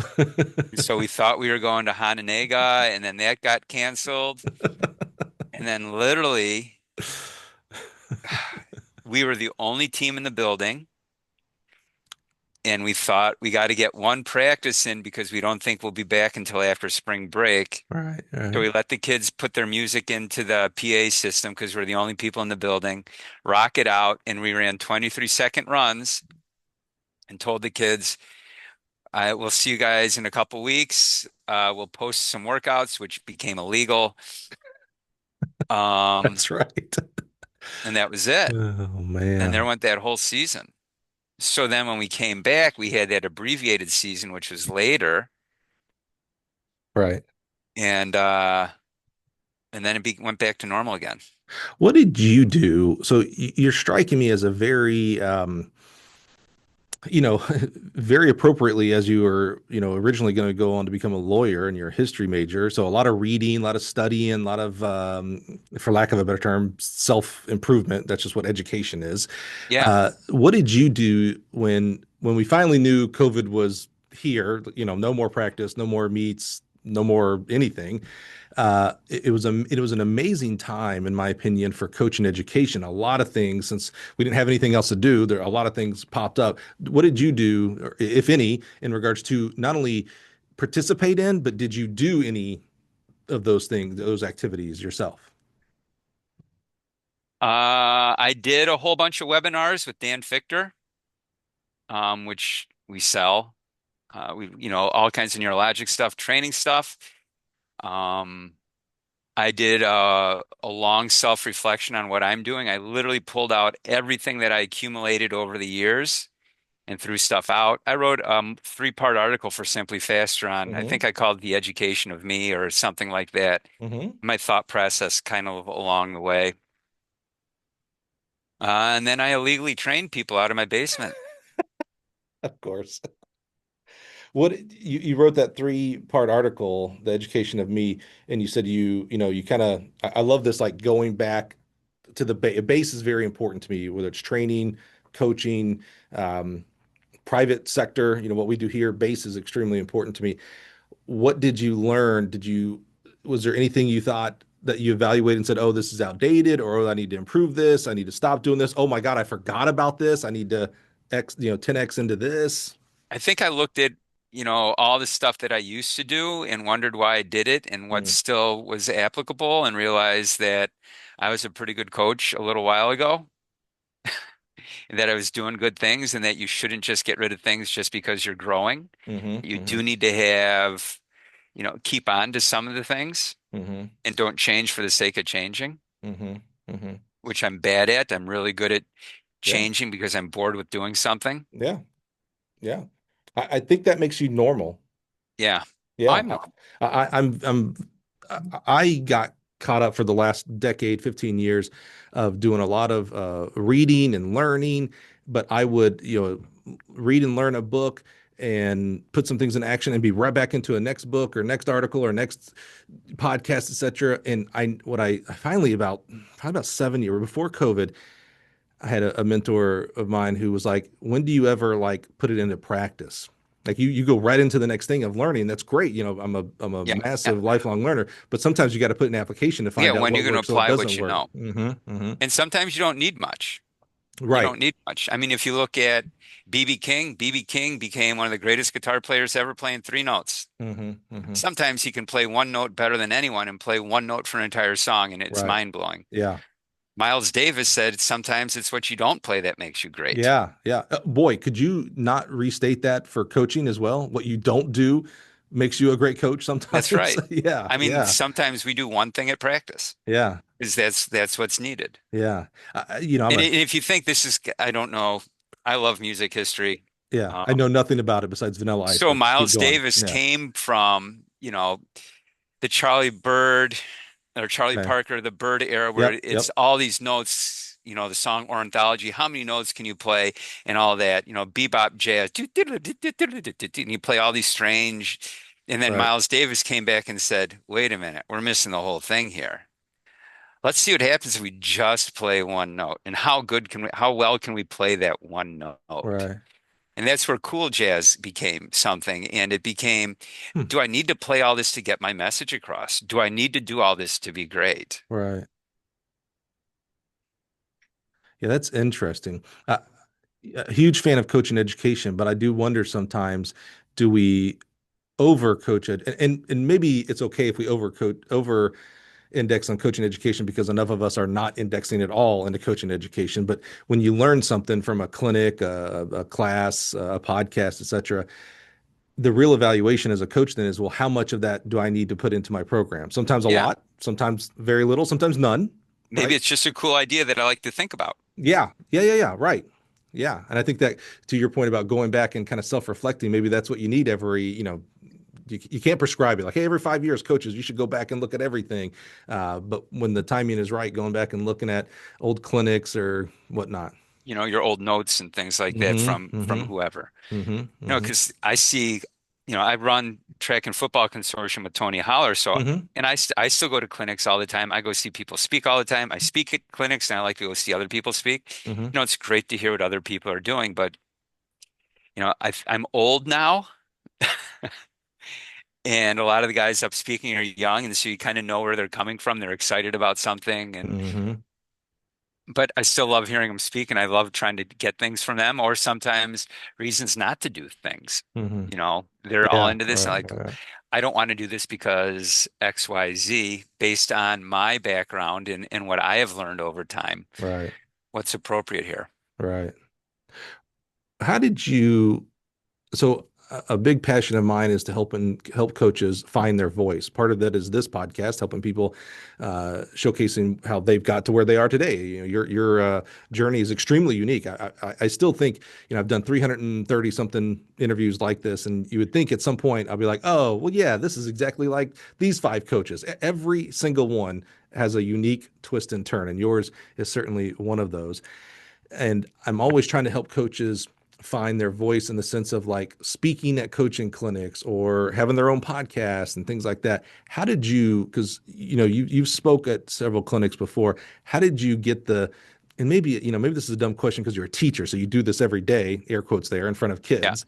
How did you get the gumption to actually stand up in front of your peers, though? That's different than a bunch of 16-year-olds, no offense to 16-year-olds, but getting in front of other coaches, there's a little bit of, there's fear of judgment. In fact, I think one of the first sentences you said today was, we live in life of fear at times. How did you get the gumption to get over that and start becoming a prolific speaker, if you will? I think the Illinois ITCA asked me to come speak, and it was a lot of fun. And I think Tony Holler and I got into TFC because we had a lot to share. And two of the things that I try to run my life by is be what's missing. Mm, And I'm an outside of the box coach. I do things very non-traditionally, so I get flamed for whatever. Um, and I just wanted to share that. And hmm part of it is, what have you done today to help a stranger? So I'm in front of a whole bunch of coaches who are looking for answers for things. And I think I'm very practical and, I analyze things a lot and I have good results that I could share that with a bunch of people I've never met before. What would be your advice? Someone is, uh, Illinois Track Coaches Clinic has reached out to them to speak, and I hear this a lot with our Gill 1918 Project podcast. The number one answer back is, "Oh, I don't think I have anything to share," and that's bupkis. I think everybody has something Everyone's got to stuff to share. share. Someone right now has been reached out by Illinois or Wisconsin, all these amazing track clinics out there, and they're like, I, I'm just here. I'm on a tear to get rid of the word just and only in our vocabulary. I'm just a track coach from the middle of Ohio, the nowhere Iowa, et cetera, et cetera. What's your advice for them to take that first step? Well, I think there's nothing better than speaking because it forces you to think about what you're doing and be able to present it to people. So you really have to think through what you're going to present. Are you going to add some scientific research? where's good videos where I can show good and bad. So it really forces you to think about what you're doing and put it into a thought Mm-hmm. that you have to share. Unlike a podcast, nothing against podcasts, but really they're just conversations. Like I have no idea what you're going to ask next. So this is all off my cuff that I'm coming Mm-hmm. up with this stuff. But when I Mm-hmm. get up and present, I've had months to put stuff together where I can Mm-hmm. think it through and present it clearly that maybe someone can take something home or make Yep. them really my job when I speak, and again, I speak all over, all throughout the year, it's really to make you think about what you're doing. Mm-hmm. I'm not saying you have to do what I do, or you might think I'm crazy, but I'm just getting you to reflect on what you're doing to make you a better coach. Because Mm-hmm. really, as a teacher, that's what we ultimately want to do is, did I make you think today? Did I make you ask a question? Did I make you question what you're doing? Uh, that way I can make you a better coach because you have a better idea of why you're doing things rather than I got it off the internet and I read one book by this guy who coached some really fast people back in 1988, and I'm going to apply that. And I'm now Coach X guy. Yeah, yeah, yeah. Hey, boy, I couldn't agree more with how you put that in regards to podcast, etc. And great timing here, if you'll allow me. And that's why I started the Gill 1918 project. We call it the TED Talks of Track and Field podcast. It's you self-recording. It's not an interview. And one of the many goals reasons I wanted to start it was for those people who think they want to speak one day at Illinois, Wisconsin, Ohio, Florida, etc., but don't know how would I put together a presentation. Well, here's a very easy way. You can just record it. There's no one in front of you. There's no one you think is judging you, and etc. You're not even going to see the people who hear it eventually Yeah. on the podcast. So, but I think that's exactly right. There is difference between an interview like this, even a structured interview. You talked about you don't know what question I'm going to ask next, and for you guys and gals that have listened for a while, I don't send. They have no idea what I'm going to ask Yeah. them. But even a structured interview where it's like, hey, here's the 4 questions I'm going to ask you, Chris. There's still a difference between putting my thoughts and actions on paper, whether it's through a PowerPoint presentation or through a recording for 10 to 30 minutes, et cetera. There's much more intentionality, if you Yeah. will, with that. Yeah, I'm with you 100% on that. That's why we want to do a little different twist with that Gill 1918 project podcast. So I appreciate that. So, Chris, what has changed for you? You retired. You finally, the base of Hinsdale Central has been retired. That's so amazing to me, honestly. How many years did you coach at Hinsdale Central? 12. Wow, that's amazing. You're retired, but thank God for us in track and field, you're still coaching. How does your life change? You freed up a lot of time, I assume. Well, I I don't own a facility. I train people out of my house. My Okay, facility is my basement, and nice. I've got incredible equipment. I've had all kinds of people that come train here. I think a couple years ago, it got into the Chicago media that I trained David Montgomery, the Lions running back. Oh, He okay. trained here for 3 years, and I had, Wow, there's articles in the Tribune and all that about him. And I'm still keeping contact with David. cool. So when I'm not coaching or teaching, I'm training people out of my house. So it doesn't stop for me at track practice. Like I'll leave track Ah, practice, come home, have dinner, and then I'll have a group of kids from other schools train with me. I train all day Saturday, all day Sunday. yeah. So summer for me this is a really busy summer. I had a lot of clients this summer, and everyone's back to school. Um, so I haven't really been retired yet. I'm waiting for some free time here Yeah. so I can see what retirement is like. You traded one busy for a different busy. Yeah. Yeah. Are these people you training, are they all performance based or is there general population health based as well? Does that make Uh, sense? I'm not sure I'm well, I asking. guess to kill time, when I start getting bored, I'm going to have to take general population, Okay. but it's mostly all These athletes. are athletes. Yeah. Different I've had sports. different sports, Mhm. whoever wants to come. It's scary because you're going to a guy's basement at a house, and so Yeah. some Yeah. Yeah. people say he trains out of his house. Well, then I'm not going, and that's fine. Yeah. Yeah. But Right. I do have a 1080, a $60,000 1080 Quantum. I've got a Right. 1080 Sprint. I've got Right. some of the best equipment you can buy. How big's your basement? I mean, you got to have some room. We can do it's 60 feet long, 30 feet wide. Yeah. Yeah. Yeah. So we Wow. do in the wintertime, we do. 1 second runs. Yeah, yeah, getting some good acceleration stuff. Yeah. Yeah, how fast can you get out? Because really, that's what it comes down to is how fast can you get on your first step. And I know we're not doing X's and O's, but Yeah, yeah. But um, but hold on, that's a good place for me to put in. Guys, if you're listening to that and maybe you're intrigued by what he just said right there, he recently, probably six-ish maybe weeks from when you're listening to this now, he was on JT Ayers podcast. I know I mentioned it, the On Track and Field podcast. I listened to that a couple weeks ago, and they do a great job. JT, great job as a host. Chris as a guest. They talk about. I remember you talking about the 1 second run and things like that. He delves in a little bit. He gets about another layer or two into it. So highly recommend when you get done with this show today. Pause. Look, same app you're using right now. Go to the On Track and Field podcast. Look for Chris and many other guests they've got there. But Chris gets a little bit more in depth in there. So sorry, just wanted to plug JT's that's- podcast there. yeah. So I never really stopped training. Yeah. I do consultant work for some professional sports teams. I've been doing that for a while now, Hmm. which is fun because how often does a high school social studies teacher walk into an NFL, Yeah. facility and they're asking for your opinion on things and you're doing assessments, that's Yeah. kind of cool. Um, so I'm always doing something Do you start all your sessions with a belly breathing? at my house. Yeah, yeah. I'm just curious. Yeah. I hope they do that before they come here because Okay. they have things that they need to prepare when they come train here. Yeah, good point. But you're so you're Because you're teaching that with paying everyone. you're paying for an hour, right? And 5 minutes of you is sitting And on the so you there laying breathing, that's a good way to lose clients. yeah, I was thinking, I was like, I'm not calling what you're doing this. I'm thinking of how I would do. It's like, oh, I'd make them do 15 minutes. What a scam. I only have to do three-quarters of the work. Yeah, yeah, yeah. That's fine. So, but that actually says a lot about you. You're like, yeah, yeah, you're not going to come to my place and you need to do this, by the way, but you're not going to come here and do that for 5 minutes. You're paying me for my time. You don't Yeah, want that. Go do it before you get here. we So, got a lot to do in an hour. yeah, You that can says do a lot that. about you. Breathing in the car, out in the Right. street, that's great. Yeah, yeah, that says a lot about you actually. That's a real positive.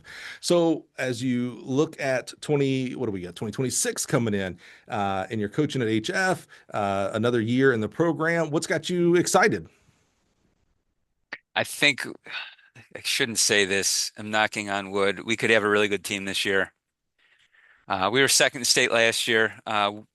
We almost broke the state record in the 4x1. That's my goal. I want to break the state record in the 4x1. What is it? It's 48.7, I was gonna say we've run 40 in here in Illinois, right?40.87 Not many though. by Kyprianou, and Wow. Brian O'Donnell, who is the coach there, now coaches at HF. Oh, Um, nice. but I had all underclassmen last year, and we went 40.8 or 41.8, 41.08. 4108. Okay, and it's Yeah, 40.8. 40.87. Yeah, dude. What an amazing sport. I mean, you're talking about the time of snapping my fingers, and you've got to figure out, well, how do I get these four dudes to Yeah. do that fast? I mean, that is just that's what to me is it's the most amazing sport. Not about 10 yards to get to the first down. We're talking about that quick, and that's going to be your goal all year. You're going to be working to improve that they do that, and then put it all together on the right day, which is again the timing aspect. It's amazing. But, I'm just going ahead, see what retirement's about. Yeah. What do you want to Not do? not work 70 hours a week. Yeah, besides that, what do you want to do in retirement? Do you want to speak more? Do you want to write a book? Start your own podcast? What do you want to do? Well, Simply Faster wanted us to start a podcast, and I did one, but it's taken them 6 weeks to manufacture. It's like I'm not getting the feedback here that it's worth my time. Hang on, it's starting to rain here. I got to shut my Oh window. no. Yeah, we're so close. I immediately looked out. I was like, "Oh, is it raining here yet?" Oh, it's pouring. Oh, really? Oh man. Yeah. Yeah, we haven't gotten it yet. I don't know. I'm just going to kind of go where I'm supposed to go. Hmm. I want to coach. I don't feel like I'm retired. I remember my first year teaching, there were some guys retiring in social studies, and I thought, my God, when I retire, am I going to look that old? I was gonna say, you look fantastic for someone who's retired, brother. I'm Well, gonna give you thanks. that. Yeah, yeah, yeah. Thanks. So I don't know. My kids are both in their last year of college, so Nice. Are they gonna become coaches? no. No. My daughter's in her last year of pharmacy school, Dang. and my son is designs and flies drones. That's what he's studying to do. Oh, that's cool. That Yeah. that's an actual like career path here in 2025. Isn't that amazing? Yeah. Back in our days, we had I don't even know if you and I had RC planes. They were very rudimentary if we did back in the 80s and 90s. And Yeah. now that's a real deal job. Like we hire Gill, we hire drone pilots, if you will. Yeah. So there's only two schools in the country that have that program, Purdue and North Dakota, and he's at North Dakota. So he'll have his commercial license. So that's an actual like his major will It's a be major, is unmanned flight. shut up. I didn't know that far. I thought he was doing No, that is a major, wow. and he helps design them. Um, and not just, DJI fun drones. I mean, they're building things that do things. Some of Wow. it's probably not good, but you know what Yeah. I mean. Yeah. That's super interesting though that a kid has a passion like that and actually has a path to Oh, do he's wanted to like a fly supported his path. entire life. That's Wow. been his obsession his entire life. That's so cool. I love it. I love when people find their passions and then pour into it, man. Yeah, Even better when it has some, positive aspects, and both those career paths for your son and daughter have positive aspects for our society. So I love that. I hope. Yeah. Well, any path can be negative. So, Yeah, I mean, coaching can be negative. Let's yeah. be real here. We've all seen those guys, but Yeah. I love it, man. Chris, um, where can we find you? You said on JT's podcast, and you said it earlier here, you want to be better, more, I don't know if prolific is the right word, but more effective at social media. So, where can we go to find that social media so we can hold you accountable for that? I think my my Twitter or X thing is it's just Corfist. So, if you don't know, that means we haven't started taking some steps into Okay, becoming hang on. more. Let me So, look. I got my phone yeah. right here. But this shows where you're at. You haven't really started going at it if you don't even know. No, I've been too Okay. busy. Okay. That's a fair Okay, how do I excuse to give. find where my basic stuff is? Are you on Twitter? At Corfist is my Twitter. I've got Korfist. Okay. I've got over 9,000 followers. That's That's pretty not good, right? bad for doing nothing. Yeah. You know what I mean when I say nothing. I mean not Yeah. being on there every day. I'm on there every day and I've only got 18,000. So I mean you're gonna pour a little gas on that and you're gonna have hundreds of thousands for crying out loud. Do I make money if I get that? You can, yeah. Oh, I like money. Yeah, you can be. I can't believe I'm going to plug this guy's Twitter. You can be like Aaron Brown, who makes his life as a troll on social media, and he makes good money on Twitter and Instagram. I Yeah, don't like don't be a troll. I'm I just don't saying want to that. be a troll. No. I'm just saying that there is ways to make money in social media, and I think a guy like you who has not only a lot of value to give, but you seemed very much to have a desire to give as well, to give value, and that is worth something. Like you mentioned earlier about Louis charging people to come to his gym. Like I don't have any issues in our sport and track and field of people working to make money. One, because we don't pay our track coaches enough anyway. No. Point blank. Two, you're a teacher. We don't pay our teachers enough. Point blank. Stop there. But the value that our coaches have, that our track and field coaches have, that's value, and value should be paid for. Yeah. And there's market value. You may not be in the sport of football, so maybe you're not paying $1,000 for a clinic. But people who host clinics, host their own webinars, things like that, there should be compensation. So And I'm we all do for it. in Tony Holler and I do run track football consortium every year in Yeah, that's December. right. Tell me what. So did you two create that? Yeah, So we tell me more created about that. that because I've seen a lot of that. And Tony, we've had on the show before. I don't think we got into TFC. Tell us a bit more about that. This seems like the We melding of your two passions here. we thought that not against anyone else, but we just thought that you go to clinics, you hear the same thing over and over again. You either get this is what we do, and or you get I had this great guy this one time, and here's what I did with him. Hmm. And so you really didn't learn anything. There was nothing new. And I've been to hundreds of those clinics where it's like you walk out and there's nothing on your notebook paper. Maybe the first time you go there is because it's the first time you've seen someone get to train someone that ran 10-1 or 10 flat or 9-9 or 9-8. Hmm. But after a while, it's like they really just everyone kind of does the same thing. Um, and so Tony and I thought, well, we both did things differently. Hmm. Let's try to teach coaches different ways of thinking that Have you you know, guys been friends for a while? yeah, we were friends for a while. Yeah, good. Okay, sorry to interrupt you there. I Well, now knowing Tony's history and amazing path, I just wondered where, like, is this something newish I or? he the year after we got second in state at York, so this is 2006, Hmm. Hmm. 2007, Hmm. and my sprinters ran really well. He wanted to see what we were doing, why York suddenly got good sprinters. Hmm. And Hmm. so he came to practice Yeah, and I remember this. he saw us run 23-second runs, Yeah. which I invented, uh, and asked what we did. And I said, we run 10-meter flies, Hmm. pretty.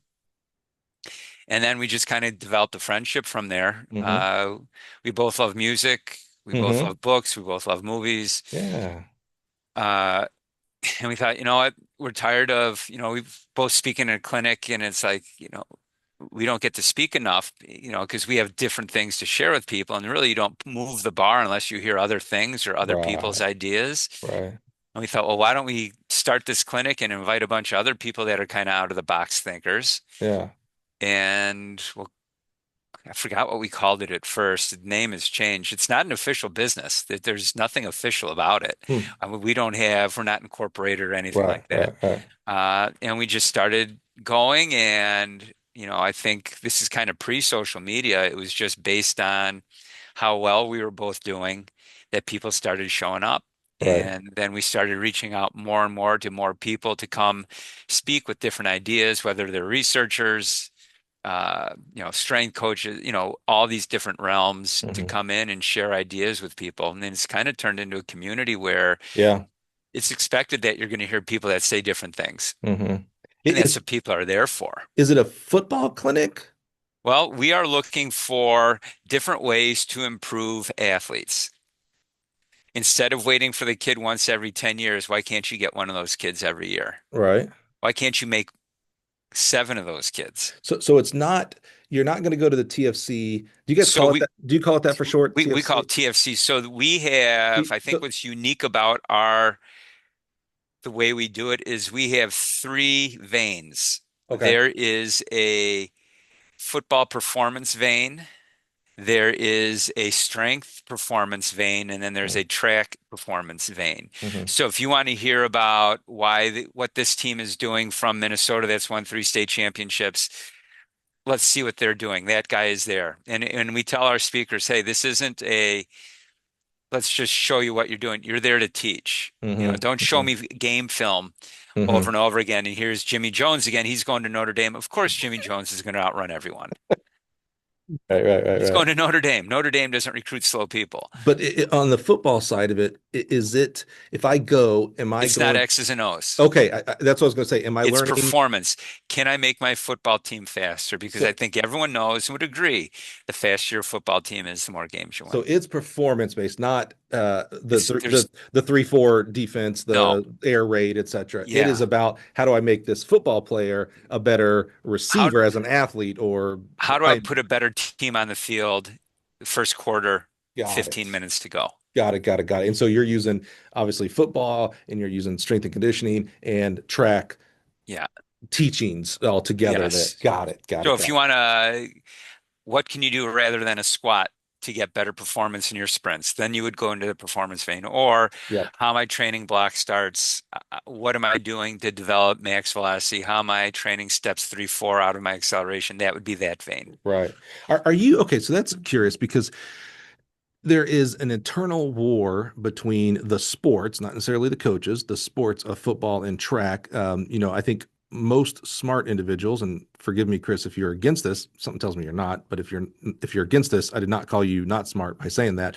That track and football are a very complementary sport. Like, man, your football player should be doing track and maybe vice versa. So this seems very married to that. Like if it That's sounds like that's what we're if saying. yeah. So but the problem is I feel like the majority of people are no, you should be doing football 365 days. That No, track that's coach wrong. cannot help. I agree, but that is a prevailing thought. Oh, sure it is. And And it part of it feels like the is majority is that thought. so I think coaches don't like to deal with failure, Mm-hmm. right? Mm-hmm. So if you have this team and you actually start measuring how fast people go electronically, and you've been through your, Husker Power 3000 workout, and then you go to run 40s electronically, you got slower, that's not good. I And just you wasted my know, entire yeah. thing. Mm-hmm. So Mm-hmm. I'm just going to use different things like we're building teamwork here. We're building our team together. We're working together. We're grinding together. We're doing all Non-measurables. these things, the non-measurables, so I have a better team. And if I can control you year round, I know that you're going to be part of our team. That makes Because if you sense. go out for track, look at that guy over there. What does he know about speed? I'd rather have you here with me and get stronger because everyone thinks that Right. you have to be stronger to play football. I've been at multiple NFL facilities multiple times. It's not what the high school coach thinks it is. Mm-hmm. Mm-hmm. You're not going to build an NFL football player with your Husker Power 3000. Those are Mm-hmm. just larger individuals. Those are bigger men than your average Right. person. Their head is this big. That's not a normal head size. Right. Right. Um, but we chase in football, we chase what the roster looks like. Yeah. Yeah. Look at it, look at them across the front, coach. You sit down, you're scout, and you get out the program. Coach, look at that. They got seven guys across the front, 270. Yeah, but you only play five across the front. It doesn't matter. They can come in and they're going to grind us down, and there's nothing more humiliating. They can ground down at our home field for homecoming. They're going to say, we didn't work hard enough. I'm going to lose my Yep. job because they're Yep. not working hard enough, and we need to condition. But coach, we've been conditioning all year. Why did they suddenly get out of shape the first day of practice? Well, Right. because I said so, coach, and we're not going to get outworked. Nobody's going to outwork us ever in the history of football. We Yeah. will be the hardest working team because that's what I can control. Yep. Yep. It is. So if you look at what's going on in the NFL right now, there's a guy by the name of Tom Mislinski. Again, no X's and O's here. Uh, He used to be the head strength coach for the Jacksonville Jaguars. Great coach, great thinker. Um, Not a social media guy. mm, Uh, he's left coaching the NFL and he works for a different company now. And he is trying to prevent injuries in the NFL, which make or break your season, for sure. regardless of who you are. Yeah. Your career. Hmm. And he talks about ramping. He has multiple presentations on our TFC website about ramping. But, most of the injuries that happen in the NFL happen the first couple of days of practice Mm, because they come out and say, we're going to run 50 fly routes, we're going to do this, and we're going to grind, grind, grind right out of the gate. And you just ground away a fifth of your team. hmm. Hmm. So you've got to move into it. You've got to build up to that, what you want. But everyone thinks they need to be in game shape week 1 week before the red and white scrimmage. Right. And we've wrecked our team. I've learned from All the because the Paul Bear Bryant yeah, that's a good Junction one. boys and I learned from the high school coach in Arkansas. I can't remember what school. It's the guy that never punts, never kicks. yeah, I know. And I remember reading an interview where he's like, "Man, I've had lots of college coaches come by to learn, and no one's doing it.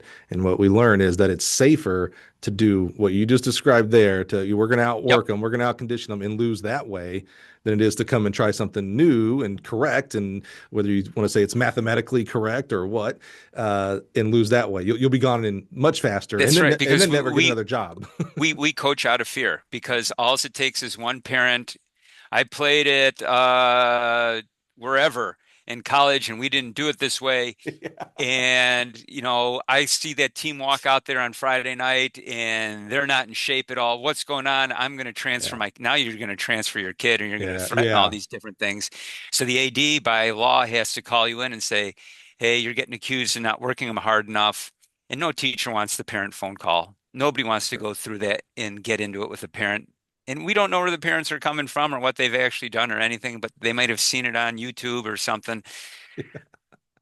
Nobody wants that. So it's just safer for your career because you love coaching. You don't want to lose that job. Trust me, I coached. I loved coaching. I didn't want to lose that job. Yeah. It's horrible. Yeah. It's horrible. So you sometimes coach out of fear because it's safe. Yeah. Yeah. Safer that way. Sad. Yeah, it is. It is sad. Um, but Well, I love the full 360 we just went on about we coach out of fear. That literally is how we opened up today's conversation, man. And I don't care how good you are, you're always going to get that. You're always going Yeah, to have parents who see it differently, and want what's best for their kid from their viewpoint yeah, rather than they don't see it. We're a team. We're yeah, trying to win team stuff. yeah. You know, Yeah, remember, there's people out there that think Nick Saban did it wrong, Bill Belichick did it wrong, Mouse yeah. Holloway does it wrong. There's always someone out there that And the thinks Beatles something. suck. And the Beatles suck. There's people that hate the Beatles. That's exactly right. Chris, I don't hate you, man. I love you, brother. I am so glad we got to do this. Well, thanks for having me on. Behind the curtains, guys, when I reached out to Chris and, Tony, I know you're listening, so you'll get a kick out of this if he hasn't already told you. I must have just had Tony holler on the brain because I had connected these two. I knew in my head they were connected. And so I emailed Chris and I said, hey, Tony, would love to have you on the podcast. And Chris replied back, he's like, you probably are trying to talk to Tony Holler. And I just replied back, nope, I'm just an idiot. Your name is Chris, not Tony. So I don't think I'll make that mistake again. So I'm super glad, man, super happy to have gotten to know you a little bit better today to learn and Yeah, it was fun. share your journey. A really unique journey. I mean, I love this. I love the staying in high school. I love staying in Chicago. And my first coaching job was at De La Salle in the Catholic League Sure. up there. And so I have a real passion and love for the Chicagoland culture of track and field. It really is amazing. It's to me. intense. It's unique. I think it's unique. We get good crowds. If the weather's nice, we get good crowds. And it's intense. Yeah, I just remember, that was my first coaching job, and I remember just people just reaching out to pour into me. Like no one turned me down, and we were all the biggest competitors. One of the people I think about the most is Ed Adams at Leo. Was one of the first Great people guy. that gave me a ride home from the Catholic League meetings and stuff. I mean, just wonderful human being. Wonderful human many being. Coaches. There was With incredible amount of success. of course, yeah, big time, exactly. In fact, I think Tony said that's what kind of set him on his journey. Leo had whooped their butt and he was like, something's got to change. Very similar to you. He was like, man, something's got to change. And I think that's a real key aspect to your story, Tony's and others as well. And I think we can really grow from that when we take a step back and go, something's not working. If something's not working for you, there are many coaches, things are working for you, that it's not maybe the same things we tell our kids to not point fingers and point thumbs instead of saying, well, it's the kids, it's this, I don't have a facility, blah, blah, blah. Maybe it's just, you got to do some tweaking with how you're actually coaching them. And sometimes it's not the X's and O's, by the way. It is culture, how you treat kids, what the end goal is for practice, meets, the season, etc. One way to think of it is a kid didn't do it probably because it wasn't communicated clearly what the end game was. That's right. That's a great point. What we're trying to do here. That's a great point. Very rarely when you run track and field, you go out there and do poorly because you want to do poorly. Right. That's high intense. You're lined up against 7 other guys on a line and everyone's watching. That's a great point. I love it. Chris, man, thank you so much, man. I am just, thank you. I appreciate your time. The most expensive thing you can give me is your time, man. So I'm really grateful for that. Retired now, so I got lots. Well, I learned that's not true. Guys and gals, thank you so much for being here, man. I just, I really enjoy this. This is one of those episodes where, I didn't know Chris at all. Like I said, I took on the wrong name, for crying out loud. But I'd heard a lot about him. Someone reached out and nominated him, and that means the world to me. If someone else thinks highly of him, I know there's lots of other people that think highly of him. And I love the servant leadership of the track and field consortium. The track and football consortium, the RPR stuff. That's him giving. He was given, people poured into him, and this is him, his way of reaching out and giving to others. And I think that's to be celebrated. So if you are interested in those things, check him out. He's also very prolific. You'll see him on other podcasts, writing articles, clinics, etc. Show up and introduce yourself, and I think you'll be better for it. So thanks again for being here today. Join us next week. We'll do it all over again. Thanks, guys.